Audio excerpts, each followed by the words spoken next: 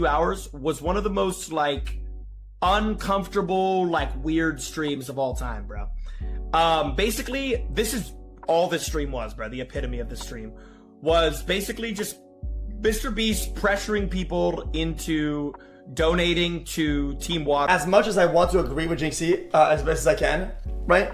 I agree with what he says, right? But the way out of it is like a really simple solution. And I apologize to every streamer that or every single public figure that I pressured. And I'm sorry. Something just broke open, and once you see it, you cannot unsee it. Jinxy, one of the most respected names in streaming right now, just walked into the middle of one of the biggest creator conversations of the year and said what a lot of people were already thinking, but nobody with real skin in the game was willing to say out loud. He called out MrBeast directly, no vague wording, no plausible deniability, and the internet did not move on. It leaned in. Here is the heart of it. Team Water, incredible cause, life-changing work. But when that donation counter hits $100 million, and it will, ask yourself one honest question. Whose story does that become? Who stands at the podium? Whose brand gets permanently attached to that number in every pitch deck, every press release, every boardroom conversation for the next decade? You do not need to guess. Few hours was one of the most like uncomfortable, like weird streams of all time, bro.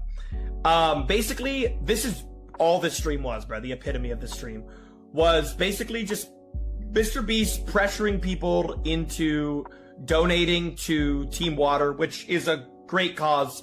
But at the end of the day, let's be honest, chat.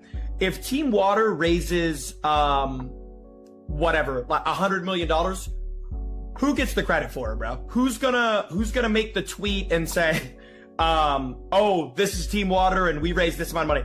Who gets all the credit for this, chat? MrBeast. Exactly. So basically, we're all donating. He's getting all the credit, but we're all getting pressured into donating in front of, you know, hundreds of thousands of people. When you combine all the streams, you're talking 200,000 people are watching this live. And at the end of the day, I kind of thought about it, and it's like, well, at the end of the day, it goes to a good cause, so I don't really care. Like, it goes to a good cause. But that's all this stream is, bro. This is one of the, like, this stream was just excruciating, bro. Okay. The man. And every time somebody would join the call, bro, it was just like...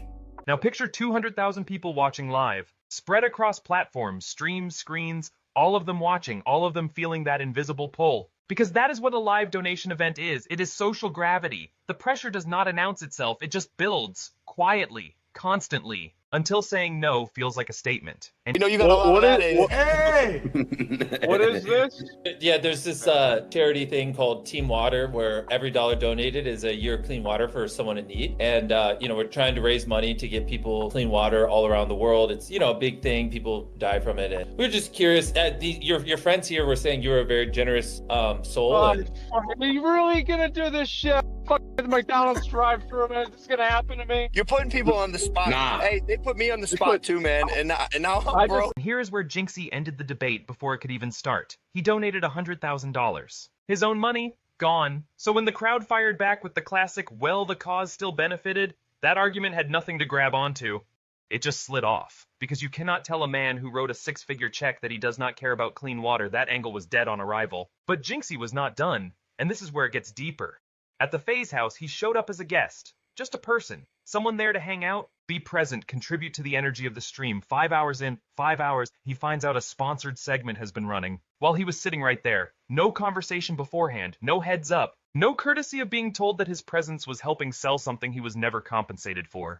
This was so long ago, but like, the reason why I was just like, upset was like, again, this is like 2 years, like almost 2 years ago, but it's like, if like, let's say like somebody came to my house, like a guest, for example, like Queso or like Sketch came to my house, I would like, if I had like a sponsored thing I was doing at a certain time, like I would make sure like that's not the date that they're coming. So like when I found out about that, I was like, wait, what? Cause like the plan was just to do, 24 hours of IRL, cause I never do IRL, but that was the plan.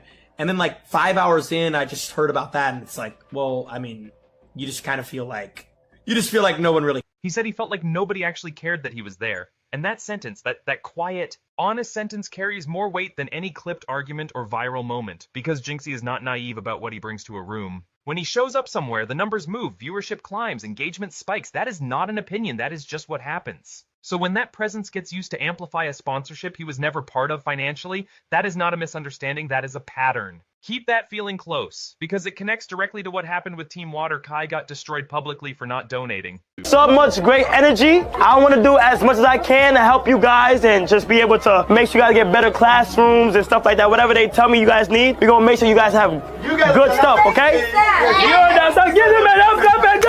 And that pile-on, that rapid collective punishment, reveals something most people did not want to look at directly. The assumption baked into that reaction is that every streamer visible on screen is a multi-millionaire.